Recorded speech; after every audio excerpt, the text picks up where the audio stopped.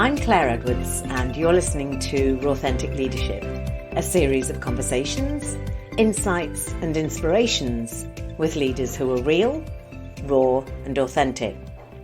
Today, I bring you a conversation focused on engagement with Peter Voskuilen, Pacific IT Director of Rentokil-Initial.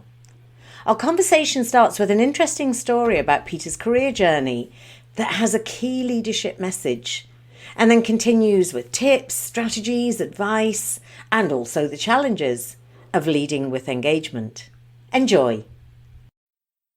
I've known Peter for a number of years in a social context, and when we get the opportunity to catch up, we often exchange news, views, and opinions on various leadership topics.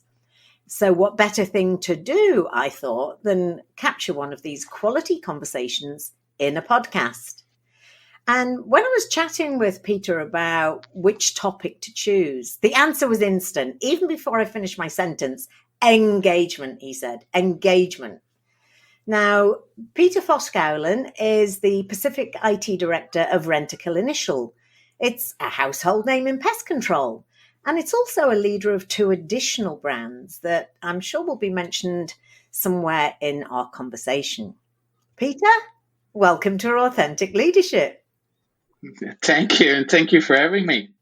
I'm looking forward to this conversation. So, before we actually delve into our chosen topic of engagement, when we were chatting before the podcast, you shared a story with me about pretty much how you came to be where you are in your career. And what I heard in that story was actually a really strong leadership message. So I'd love to kick off and have you share that with our listeners. Can do, and I think it's kind of a story on how I joined Rentokil-Initial. So I'm originally from the Netherlands, and after my degree, I wanted to do a management traineeship at the company. So I looked at all kinds of ads and looked at brands I love, like Heineken and big brands that are known. And also applied for a traineeship at ABN AMRO. Mm-hmm. And at that point, we were at the financial crisis, so they didn't recruit any trainees, but they did offer me a job as a financial advisor. So I did that for 2 years, and when the recruitment was open up, I tried to apply for the traineeship at ABN AMRO. Mm-hmm. And one of the questions during that interview is that what I liked about the financial industry. And I mentioned to them that it's not the financial industry as much that attracted me in ABN AMRO, but it was more the company itself. It's mm-hmm. international, it's big. I like the culture. You had so many different development routes to explore. Mm-hmm. And I said, for me, that's way more important to a company than if they're selling mortgages or toothbrushes. Unfortunately, I didn't get the job. And when I went back to them and asked for feedback, mm-hmm. They actually said that my answer on this question was the reason they didn't recruit me. So I was a bit disappointed about that, but kind of 2-3 days later, I saw an advert of a international management traineeship at Rentokil-Initial. And during that interview, they asked me a similar question. They said, we're Rentokil-Initial, we're pest control, we kill rodents, and we've got hygiene, we clean toilets. It's not kind of a sexy brand to talk about in birthday parties.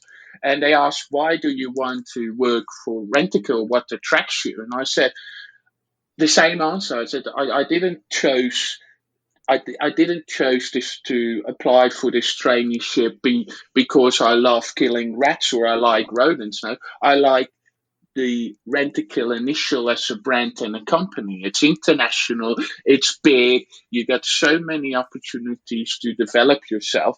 And the fact that you're killing you're selling bait stations and doing rodent service is less of an importance to me. So the product was less of my importance. It was the culture that attracts me.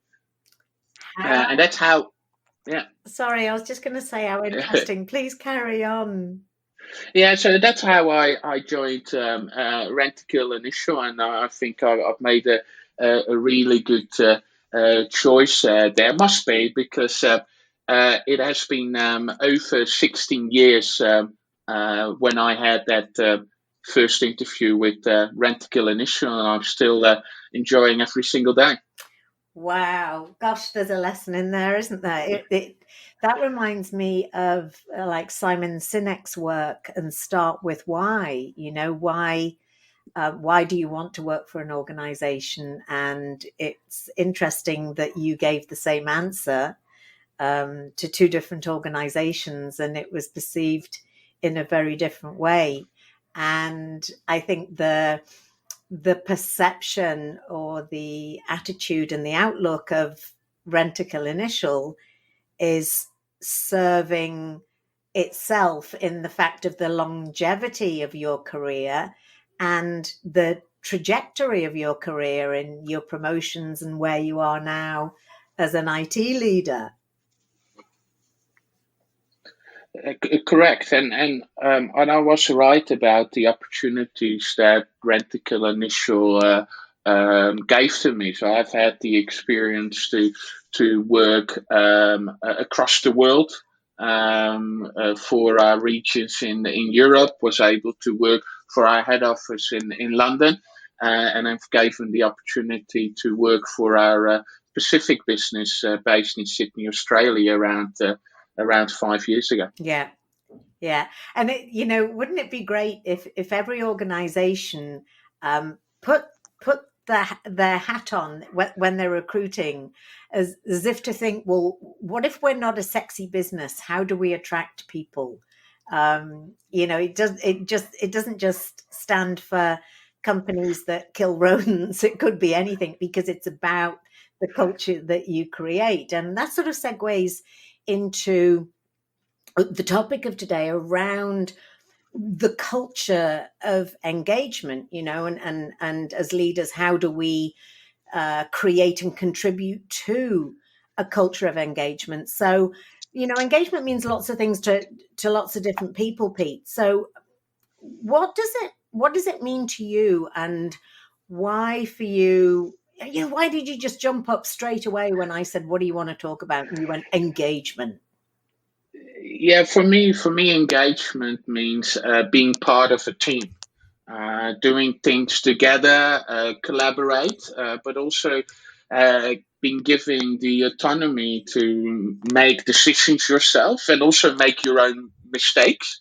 And it's about the ability that what you do, or the feeling that what you do is making an impact. Yeah. And that's what engagement is for me, and that's why I find it very an important attribute of leadership. Mm-hmm. Because if you got an engaged team, and you've got people that like to work, they will deliver the results for you. Yeah. Yeah. And so how would you describe, and this isn't in one of the questions that I sort of sent out in advance, and just thinking, how would you describe a leadership style that engages? What are some of the things that you do that gets your team wanting to work with you? I think I'm giving them influence and making them part of the overall strategy and journey of our Pacific IT team. So for example, is that we're at the time when you already start to look forward and make plans on what you want to achieve in 2022 and beyond. Yeah. And I make that process, that strategy conversation, I involve every single member of my team. And every single member understands that we're in that planning stage and can um put any ideas or projects they think or areas they need to improve on the roadmap. Doesn't always mean we will do that, Yeah. but they have the opportunity to share and show what they think it's important. And for me, two people know more than one, and 20 definitely know more than one. So for me, it's a huge benefit of having people sharing their ideas and thoughts and things we should do to support and improve the way we operate and the business operates. Absolutely. And I think there's two key points there. The first one is if they've been involved, then they'll own it. They'll have greater Mhm. accountability and ownership. And Correct. I think the other point is around, and I don't know the age range of your team, and I without wanting to stereotype, my experience of working with younger people is that they want to have their voice heard, that they have phenomenal ideas. And so who's to say that it's the head of the business unit that has all the ideas to create the strategy? Completely correct. They want to make an impact. And if you look at the younger generation and also the area we're working in technology, and I was reading about it the other day, this is an area where you don't increase productivity by giving a bonus if they are able to finish a development of an app in 3 weeks. Yeah. No, you increase productivity and engagement, saying that after they finish the development of the app, you said, do you know, I'm going to give you 2 additional weeks, and I would like you to add anything to the app you think can make it better. Oh, fabulous. And how do they respond to that? They love it because then they can go out and about, they can create. If they're even going to talk to the people and really say, hey, I've been given 2 weeks, let's make something cool. And that fits in perfectly with the psychology of motivation and reward, that actually money is, money might motivate in the short term, but then it drops very, very quickly. But recognition, value, autonomy are the strongest motivators that we can get. And it also reminds me of Google and their 20% time. And Yeah, that's how I think Gmail and Google Ads were created, wasn't in necessarily in people's work time, but it was in that free creative time. correct. And then there are more companies that have picked up on that idea. Atlassian is an example Oh, yeah. of that, and we're trying to incorporate it in how we collaborate within in our team in various similar forms. Mm-hmm. So obviously the date that we're actually recording this on the 23rd of July 2021. Both of us are based in Sydney. Both of us are in a lockdown, and it looks like we may well be in an extended lockdown. Um, I'd love to hear your experience over the past 16 months or so, Pete. How have you managed to maintain engagement with a team that I would think has undergone an awful lot of change and having to adapt really quickly and working from home and goodness knows what else? Tell me more about that.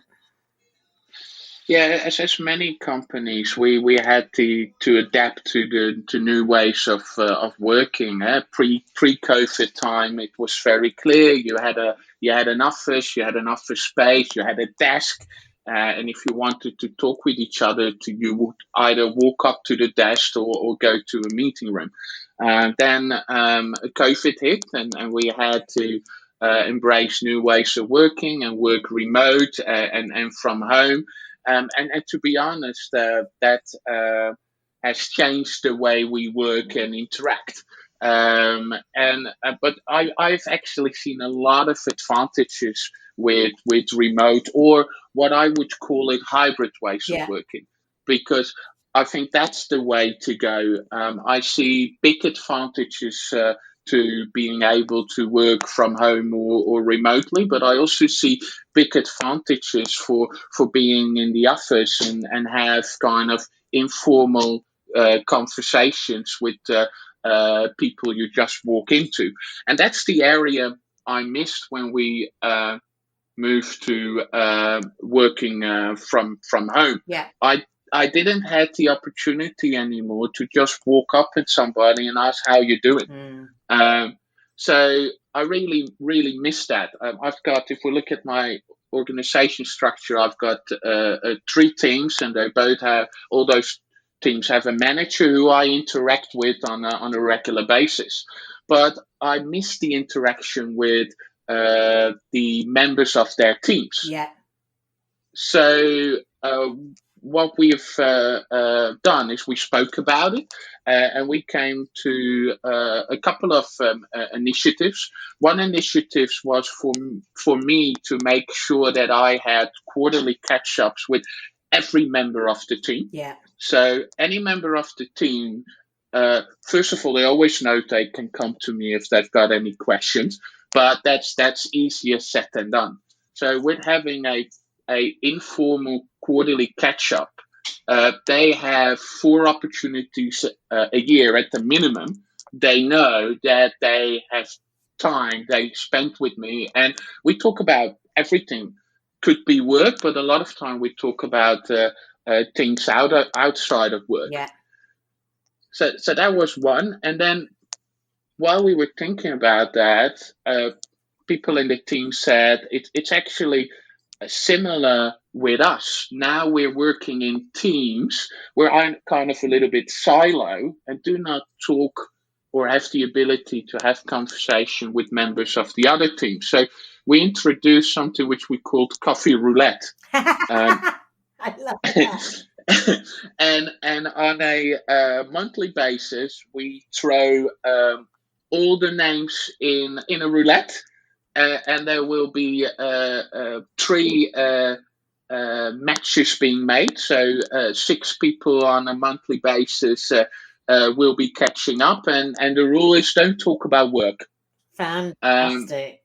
And on our team meeting on a monthly basis, the people who had their catch-up share their little photos they've created of the catch-up and share the things they learned from each other. And a really nice, informal and fun way of keeping that interaction across the different teams.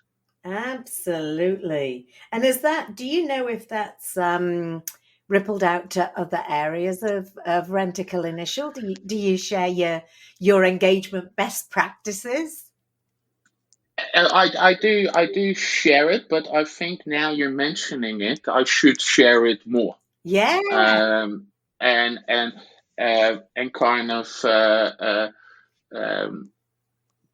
share those ideas to other. I see other peers doing similar things, fireside chats, and they're all kind of working on trying to keep people engaged. But now you're saying I'm probably gonna suggest to have a bit of a session around this on our next leadership team meeting. Great.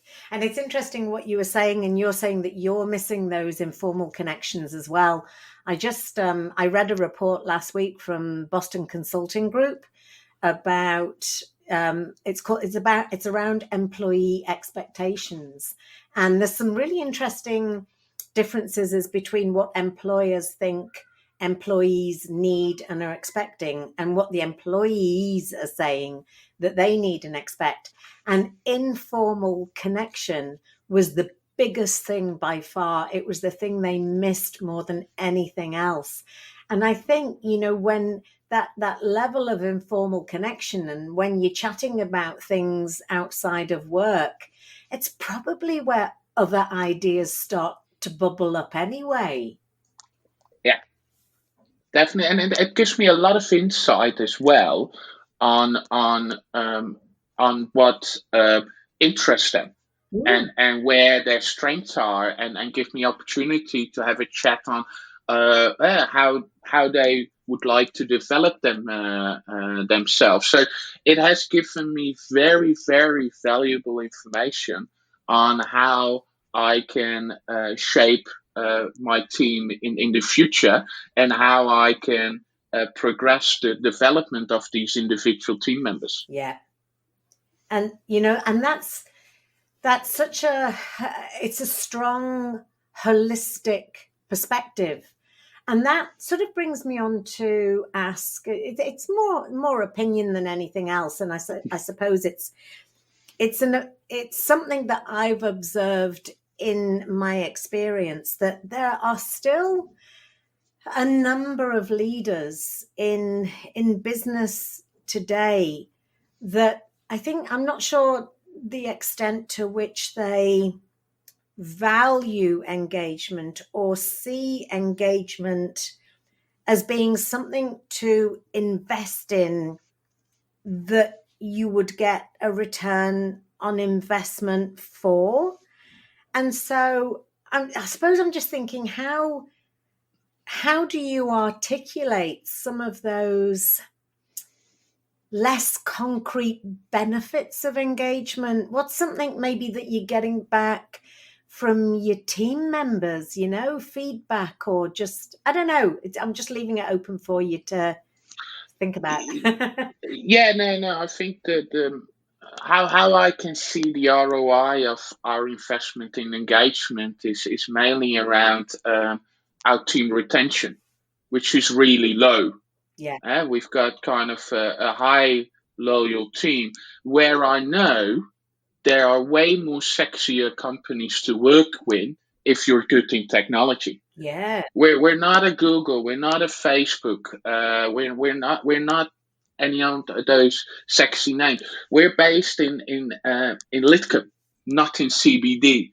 So there are a lot of reasons why you should not work for us when you accelerate and in technology. hmm, But still, we are able to recruit and also retain a large number of young talents.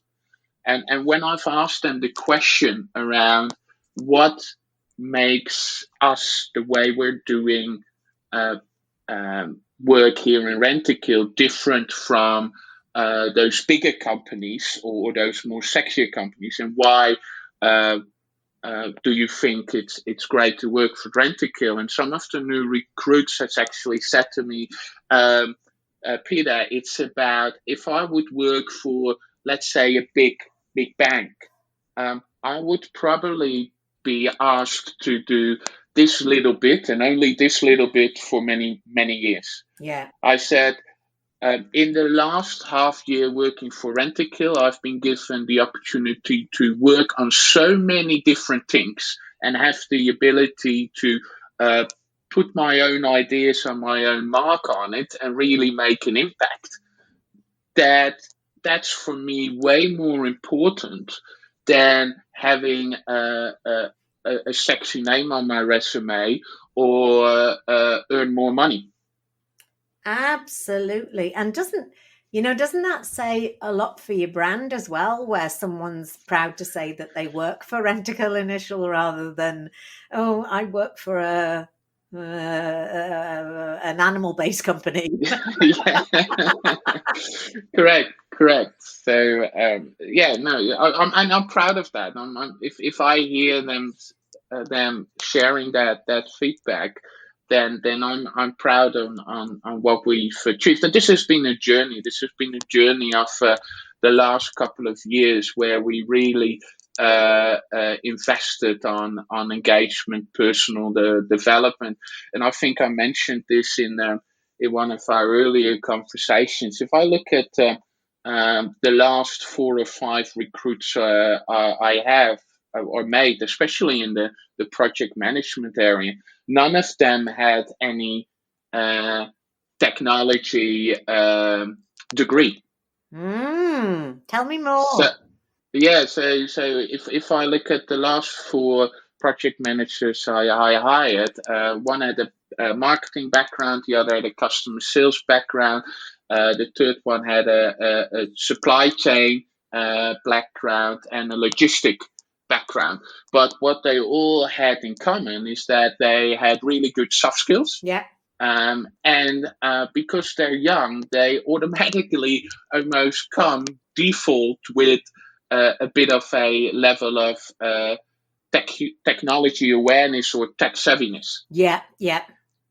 And for me, especially if you're working as an IT project manager, it's so important that you can be the bridge between the IT department and the business.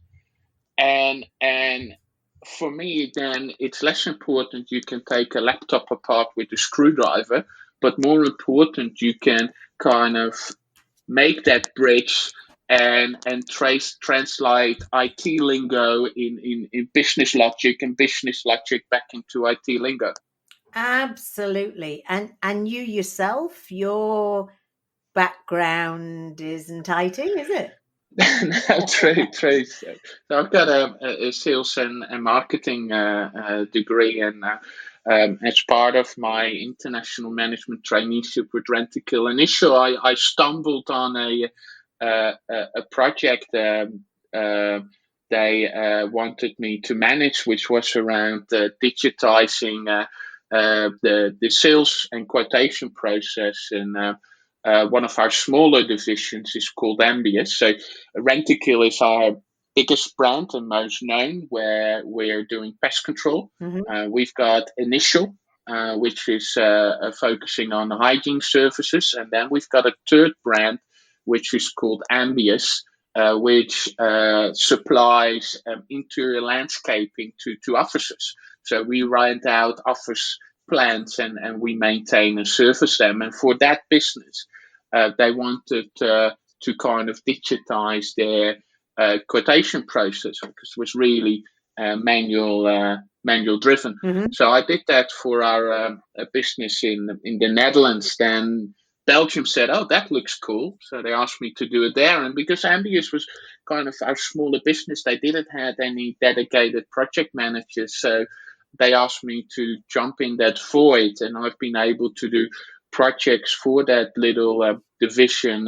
First in the Benelux, then Europe, and then across the world, which was a fantastic experience and my introduction to IT. Wow. Wow. You know, just listening back to that conversation, you reminded me of it. It's never ever ever let me down to recruit for attitude and soft skills rather than hard skills. You know, I think we're singing from the same song sheet here, and that you can always teach technical skills. But I remember one guy. I always used to interview on spec. If somebody, you know, approached me, I'd interview them even if we didn't have a vacancy. And you know, on paper, his resume, he didn't really have anything at all. But I brought him in for a chat, and my goodness, he was just so enthusiastic and so engaging. And I said, Phil, I promise I'll let you know, when something comes about. And I did recruit him. And many years later, when we had social media, I heard back from him, and he just said, "Thank you so much for giving me that opportunity. I've passed it on." And he actually runs his own IT company, an SAP based IT company. He said, "I've passed it on and I recruit in the same way." So there's a ripple effect to it too, Pete.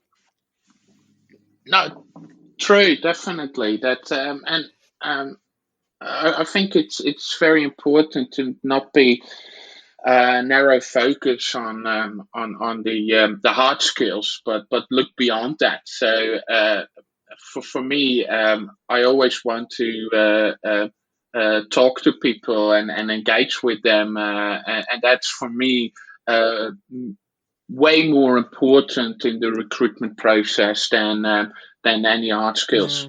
Yeah, I hear you.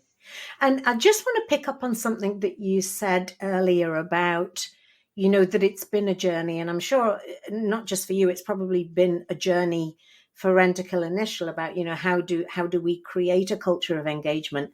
And I'd just like to pick your brains around, if there are other managers and leaders listening to this conversation who are they're struggling with where do I start to try and create and build a culture of engagement, because they're seeing that maybe people aren't staying with them long enough. In your experience, in your wisdom, what if there was one piece of advice that you could give them, where would you suggest they start? I would say they start with talking to their team members and take them onto the journey. This is not something you can do alone. Yeah. This is something you should do together. And I think that starts with listening to each other and try to create an environment where people are not afraid to share their opinion. And their views,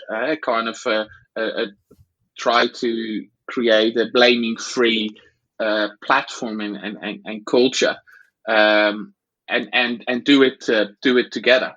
I think that's where to start, and so that would be my advice. I think you've also picked up on something that is a theme in many of the podcasts that we've done, is around that culture of psychological safety as well, about people feeling, completely free to share their ideas, their opinions without any repercussion. And also yesterday I ran a leadership workshop, and one of the things that all of the leaders in the team identified as an area for them to develop and role model is to ask for feedback. It was something they identified. They said, we haven't really thought about that. We hadn't thought about asking our team members for feedback. We give feedback, but gosh, that feels a little bit scary. Have you got any experience of that? No, it's scary, but it's very valuable as well. And some interesting feedbacks came around that. So yeah, no, I do ask my team members for feedback, and especially people who've been with the team a little bit longer. They feel more comfortable. For new people on board, it's a bit of something new, but I do ask them for feedback, and that's all around creating an environment where people don't feel any hesitation to share things. We share our biggest mistakes as well. Fabulous. And that's something on the recruitment process as well. We asked them what your biggest F up was, and what you learned about that. And so we don't mind, because we don't mind people making mistakes. We do mind people making the same mistakes. Because that means you don't learn from it. So creating that culture that you can share mistakes and learn from it, and that people are not afraid to look back and reflect, creates the engaged environment we feel we're in at the moment with our team in IT in the Pacific at Rentokil-Initial. Wow. Yeah, I mentioned to this team yesterday that there's actually a conference, a global conference called FailCon, where it invites everybody to contribute their biggest F-ups. Yeah, no, and it's so valuable. You can learn a lot from that. I think big companies like Google is not afraid to share their failures either, Mm, because they learn a lot of that. I think your failures are the root to your successes. absolutely. Absolutely. I love your thinking around that. Okay, so we're gonna wrap up in a second, and I'll ask. Actually, can I ask? Is it okay to put your LinkedIn details on the show notes? Yeah, no worries. So if they would like to have a chat or want more information, or have cockroaches they want to get rid of, they can contact me. And I just want to know, because you've shared so many golden nuggets, Pete, and I'm trying to squeeze more out of you in the time that we've got. Um, Look, the answer might be no, I've told you everything, but if there was one key message around engagement that you could leave our listeners with, that they'll think, yeah, I'm going to do more on this. What Uh, might that be? Or have you shared everything? no, I think on engagement, the thing is, it never stops. So Yeah, a continuous process. Um, but you will get you will get a lot of out of it if you um, manage it in a good way, and you've got an engaged team. They will do the so. Don't be too much focused on the outputs. Try to focus on the journey, and the outputs will be delivered automatically. lovely. Well said. Well, thank you so much for your time. I know you're ridiculously busy. Um, and I was going to say, have a great weekend. I still want to say, have a great weekend, but as well as you can in the circumstances that you can. Have a really quiet, relaxing weekend. We will do our best. So thank you very much, Claire, and likewise for you. Thank you. And thank you very much for having me. Oh, it's been an absolute pleasure. There's so many golden nuggets in here. Thank you. Go well. Bye bye. Thank you. Thanks for listening, and we hope that this conversation provided some food for thought. If you enjoyed the podcast, please head over to Apple Tunes or Google Podcasts and give us a positive rating and write a short review. This is the most effective way for us to get the key messages around 21st century leadership out to the community. Go well and stay safe.